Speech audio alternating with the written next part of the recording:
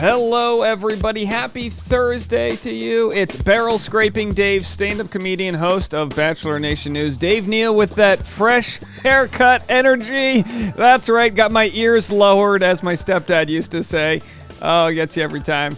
Hey, guys. How are you? We got a good video for you today. Several things. An update from TikTok star Sasha, talking about the moms that are tearing her apart in her DMs regarding her, what is now known to be false accusation that she banged Clayton Echard.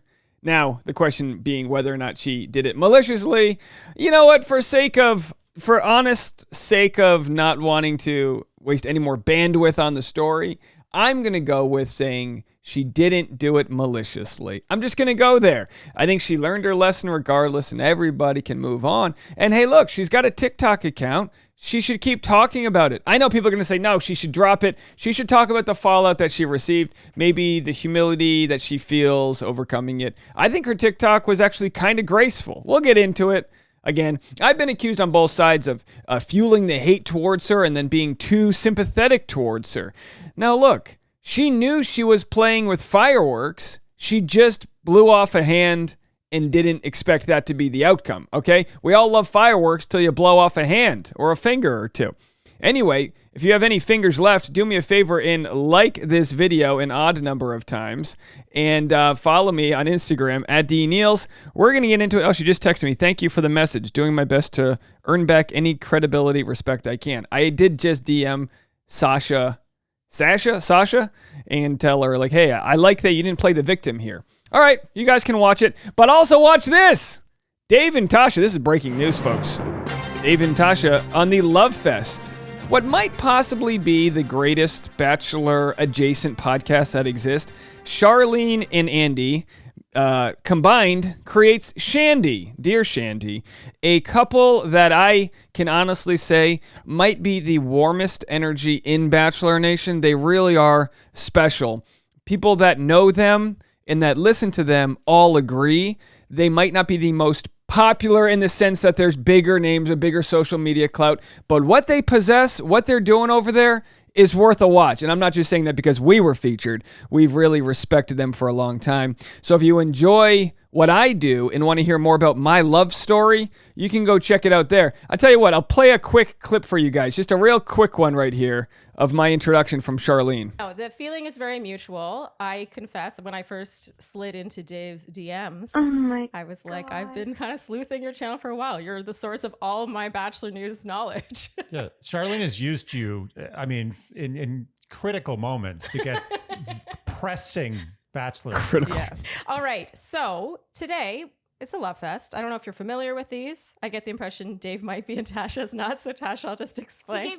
Now we've been now I'll leave it there. But people were asking about our setup. So I normally have a green screen, but that doesn't work with Zoom. So I put up this little gray number here, and I think we look okay. People have wondered, I'm into my lighting. Could we have used a softer light? I don't know. My white under eyes are showing up. Anemic Dave. But we tried to color coordinate. Tasha wore the you can tell when she puts the poofy dress on that she means business. Crash course. Okay, so today's just all about your relationship. So we loved them. We had a great time, and I'm not going to play any of that, but you can go watch it on Charlene's page. And I have to say, thank you guys so much for all the comments. I woke up on the West Coast to so many great comments. I really enjoyed getting to know Tasha better. Great interview. This is the greatest day of the year, says Leslie. There's so much hype and love in the comment section. It means more to me than to introduce a lot of you guys to my better half, Tasha Courtney. All right, so we're going to get into this TikTok video. Although I would be remiss to mention that Tasha and I finally found a date. We've dated for a long time, and we've wanted to get married for a long time. And due to the pandemic, we sort of put off planning the wedding until we knew we could do it in a safe way. Well, Tasha's actually got, she works in fashion. She's got her dress inspo on her Instagram, and you can check that out right now and actually vote this or that on what you think she should wear. Floral or simple, beading and applique, I don't know, any bow bustle, bow shoes, bow veil. Ooh, after party dress. You need a dress, a pre-dress, an after party dress, a brunch dress. And anyway, we're going to Hawaii this week. So you can go check out all of Tasha's fashion over there. I know some people go, what is this? I'm here to watch a video about a TikTok star. Well, get your lactose now because we're going to be milking this. All right, let's get right into it. Here's Sasha's response to the fallout from the accusation, Claytgate, the weekend that we wish never was. Here's what Sasha has to say as she paints some fingers. So I kind of just wanted to come on here and talk a little bit about, I guess, just the aftermath of this whole situation, because I don't think anybody, especially somebody with a very small platform, for having a platform, can anticipate the situation that I just went through, I guess, or the reaction is maybe a better way to put it. Posting that video, of course I expected attention. I've posted similar-ish videos in the past that received attention, but like very baseline attention. Now, people have asked in the comments, hey, is she fake painting? She's painting white. She's cleaning up the painting. And they've been about people, I guess, who you could say are like, have been in the spotlight for longer periods. So I guess me posting this video, I did not expect it to be such a big deal. Okay, so she doesn't expect it to be a big deal because she's made videos in the past about other celebrities and this and that. I think it would have worked better, like I said before, if it was less specific, because obviously it turns out she was wrong. She did not hook up with who she said she did and all of that. TikTok doesn't care too much about credibility. It's not like it's journalism, and that's part of the problem. People just throw random accusations, and I think she was surprised that people would follow through with receipts, including the leads she was talking about. But it's a hostile world out there, and The Bachelor is built on relationships, working or not working. So if she's claiming to be ending a relationship, you have a world of hundreds of thousands, if not millions of people that are going to want to know the truth. Is the relationship going to work out or not? You can't handle and some can't. But here she is kind of understanding the gravity afterwards of that whole situation that went down. That it made national headlines. I'm sorry, what? By the way, just real quick, national headlines. I mean, we're talking about Us Weekly, these smut rags. Only people like me and Us Weekly are covering this story. It'd be one thing if the New York Times presented about it, but of course, it's like it's just a state of the dying media that exists out there, that this is a story that they would cover. But also, we have to remember, and this is where I give Sasha grace. I don't know, like, I'm friends with the people from the Guys We Effed podcast. I'm not going to say the name here, demonetized.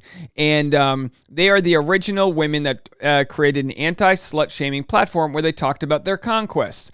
Also, Call Her Daddy is a podcast that's very open about female sexuality, one night stands, getting your whatever, running around New York having a good time. That podcast sold to Spotify for $60 million. I should say licensed. That's a woman in her 20s that is worth, how many figures is that? 6, 7, 8, 9, 8 to 9 figures. You know what I mean? If we're talking about her sex life. So we not Sasha, but the Alex from Call Her Daddy. So what we see is like a business model, which is good, that promoting women in an anti-slut shaming way. That's good. What we dabble into is the collateral damage, which of course is the damage done by sharing your story, especially when it turns out to not be true.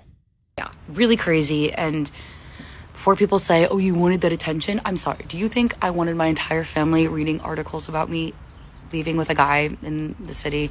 I knew it would get attention. I thought it would get Instagram, like Bachelor accounts attention. I did not know I was going to get this attention. And I think we can all agree it's not the most positive attention. True. That being said, I, of course, am not engaging with the hate. I know that's inevitable, so I'm taking it, I'm not reading it, but I know it's there. And I'm not responding. But there's one particular demographic that I kind of wanted to touch upon because it's just very disappointing, I think. Meaning, again... Could you imagine if she's like... Barrel scraping Dave. I made a mistake. I'm 22. I'm still in college. I'm not a super popular TikToker. Although all the articles are calling me a TikTok star. Sorry, what?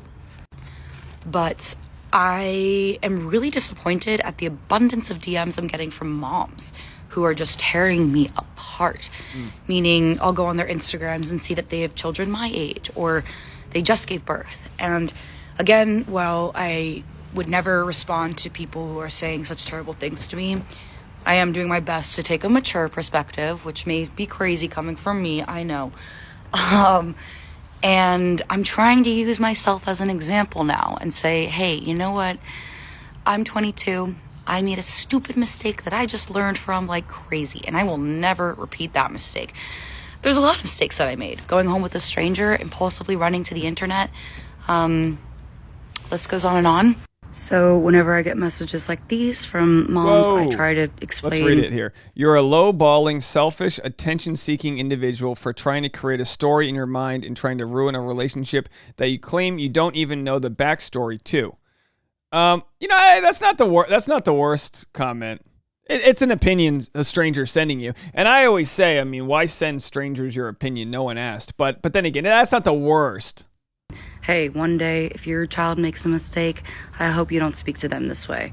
Because one day their kids are going to make mistakes, and it's not going to be easy for them to watch, but I do hope that they'll think back to the messages they sent me and realize how wrong that was, because we're learning, man.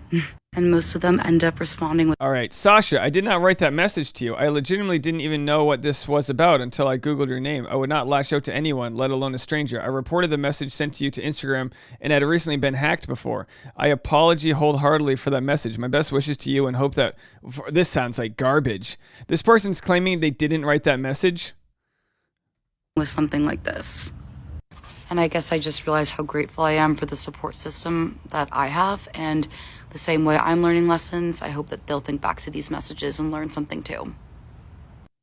Now, this is interesting, right? So, you know, I'll say this. You're going to get DMs. Like, it's sort of inevitable. I mean, we all get DMs of hate. The question being is, like, will you learn from it to not necessarily listen to it? But sometimes hate can be a little bit of a guidepost. Like that last message, I don't exactly agree with it, but at the same time, her opinion was that you lied and that you were selfish and you were attention-seeking. Those are things that I genuinely agree with as well. I feel like she probably at least didn't do the research to actually find out if this guy was Clayton. And again, you could say that's victim blaming. I think she wanted it to be him. Whether or not he even said it was him or he was just a lookalike and she thought it was, I'm not sure. We probably won't ever know that for a fact. But like she said, she was attention seeking. I guess the question here becomes, do strangers have the right to send you DMs like this? You know, and this wasn't that as hurtful as I thought one might be. With all that said, you know, I think the lesson that she seems to be learning is that regardless of her platform size, we do have to worry about collateral damage that can be done. If she was telling the truth, then I would say, you know, handle it with extra care as you expose somebody. But at the same time, I've had people, you know, in Reddit and other places reach out to me saying, hey, Dave, don't add to all the hate being sent to her. And my thought is this: I'm going to report my opinion. I'm a commentary channel. I'm not necessarily a news channel. I generally take news and I sort of break it down for you guys and I report my opinion on it. And with that said, I can't be responsible for other people, how they drive on this highway of life. I can drive the speed limit or 8 miles an hour over, and I can stay in the middle lane unless I'm passing and use my blinkers and make sure that my I can do all these things, but I can't be in control of other people's reckless behavior. So when it comes to what content I decide to post, I do have to be cognizant of the fact that I'm sharing what I believe to be accurate information. I have to be cognizant that I'm not trying to pile on, but I have to talk about things as I see them. Sasha says she hopes this person who DM'd her wouldn't judge her kid the same way she's being judged. And likewise, I hope that when I have a child, I raise them to just be careful and kind with the information they're sharing. That doesn't mean you can't talk about the consensual trysts that you're having and this and that, but just be careful about the world we live in and the temptations to go viral at all costs. They do come with a price. Sasha's learning her lesson, and I'm cool talking about it. Let me know what you guys think, and definitely go check out my interview with Dear Shandy. I'll post a link. I'll post a clip to it right here, and send some love. Leave a comment over there, and let's hope that maybe we can get some good views on it. All right, we'll talk to you in a minute. 10 a.m. live stream on the Patreon if you want private membership-only content. Patreon.com/Dave Neal.